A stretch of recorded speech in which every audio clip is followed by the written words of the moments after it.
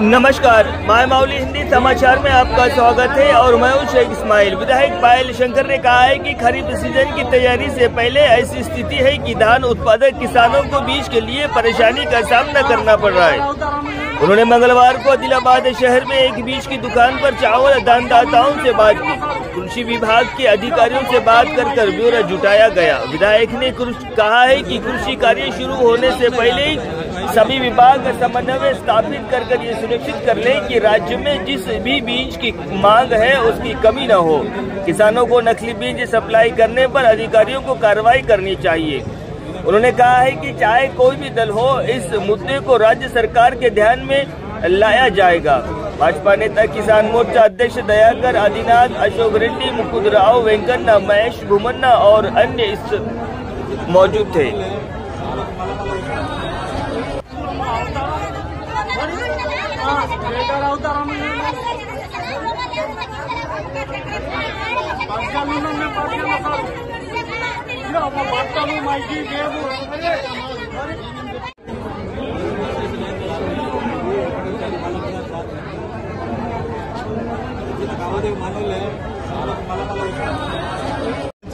సమయంలో అన్నదాతలకు విత్తనాల నుండే కష్టాలు మొదలైనట్టు పరిస్థితి ఉన్నది. మేము మొదటి నుంచి కూడా ప్రభుత్వకు చెప్తూ వస్తున్నాం.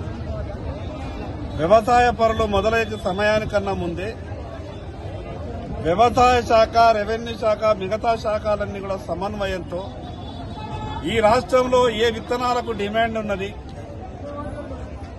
అసలు ప్రొడక్షన్ ఎంత జరిగింది, డిమాండ్ ఏ జిల్లాలో ఏ క్వాలిటీ విత్తనాలకు డిమాండ్ ఉన్నది, ఇదంతా కూడా బేరీ తీసుకుని ఒక ప్రణాళిక సిద్ధంగా చేయాలని ఈ రాష్ట్ర ప్రభుత్వానికి మేము అనేక సందర్భాల్లో చెప్పినాం. కానీ రాష్ట్ర ప్రభుత్వం ఉన్నటువంటి పెద్దలు రాజకీయాల మీద పెట్టినటువంటి దృష్టి రైతులు పడుతున్నటువంటి కష్టాల మీద ఎక్కడ కూడా దృష్టి సారించలేదు. కొన్ని కంపెనీలు కేవలం కృత్రిమంగా కొరతను సృష్టించి రైతులకు ఉన్నటువంటి వీక్నెస్ ని ఆసరాగా చేసుకుని మార్కెట్లో సీడ్ అందుబాటులో లేదనే విధంగా ప్రచారం సాగించి రైతులను గందరగోళానికి, అయోమయానికి గురిచేసే ప్రయత్నం చేస్తున్నది. మరోపక్క డూప్లికేట్ విత్తనాలు. ప్రభుత్వంలో ఉన్నటువంటి పెద్దలేమో గొప్ప పెద్ద పెద్ద స్టేట్మెంట్లు ఇస్తారు.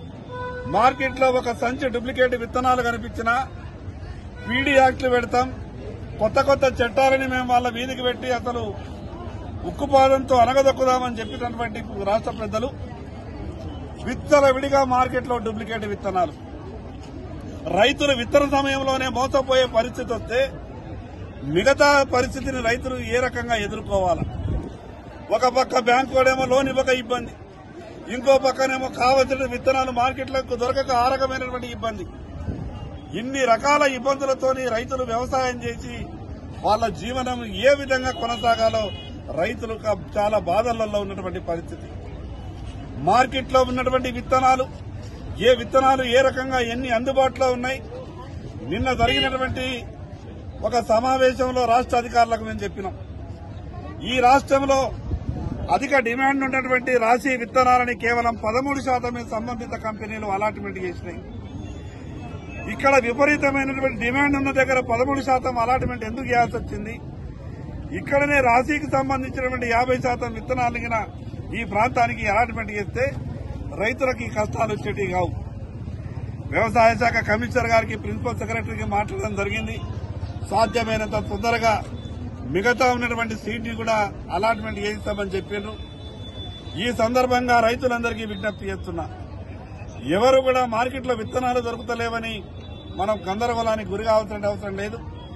ఈ రాశి కంపెనీకి సంబంధించినటువంటి ఇంకో 50,000 ప్యాకెట్ల విత్తనాలు కూడా సాధ్యమైనంత తొందరగా ఈ జిల్లాకు అలాట్ చేసే విధంగా ప్రయత్నం చేస్తామని రాష్ట్రంలో ఉన్నటువంటి వ్యవసాయ శాఖ ఉన్నతాధికారులు చెప్పడం జరిగింది. ఇదే సందర్భంలో పోలీస్ అధికారులకు, మిగతా వ్యవసాయ అధికారులు రైతుల చేతుల్లో డూప్లికేట్ విత్తనాలు వాళ్ళ చేతిలో పడితే రైతుల జీవితాలు పూర్తిగా అంధకారంలోకి నెట్టబడతాయి.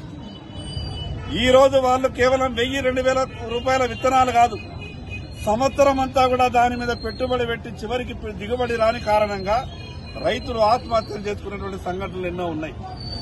వ్యవసాయ శాఖ, పోలీస్ శాఖ మిగతా పనులన్నీ కూడా పక్కకు పెట్టి అడుగడుగున నిఘా పెట్టి ఈ డూప్లికేట్ విత్తనాలు మార్కెట్లోకి రాకుండా చూడాల్సిన బాధ్యత ఉన్నది. ఈ కొరత మీద రేపే ఇక్కడ ఉన్నటువంటి ఈ జిల్లా ఎమ్మెల్యేలు పార్టీలకు అతీతంగా రేపు రాష్ట్ర రాజధాని హైదరాబాద్ లో వ్యవసాయ శాఖ ప్రిన్సిపల్ సెక్రటరీ అదేవిధంగా కమిషనర్ గారికి కలిసి ఈ విత్తన కొరతను వెంటనే తీర్చే విధంగా చర్యలు తీసుకోవాలని మేమంతా కలిసి రైతుల తరఫున రేపు హైదరాబాద్ బయలుదేరుతున్నాం. కానీ రైతులందరికీ విజ్ఞప్తి చేస్తున్నాం, ఎవరు కూడా అధైర్యపడద్దు. ఈ విత్తనాలు దొరకవు అనే గందరగోళానికి గురి కావద్దు. సరిపడ విత్తనాలు ఇప్పటికే మరి అందుబాటులోకి తెస్తామని అధికారులు చెప్పడం జరిగింది. కాబట్టి సమన్వయంతో కొంత సహనంతో మనమంతా ఓపికగా ఉండాల్సిందిగా రైతులందరికీ కూడా విజ్ఞప్తి చేస్తున్నాం.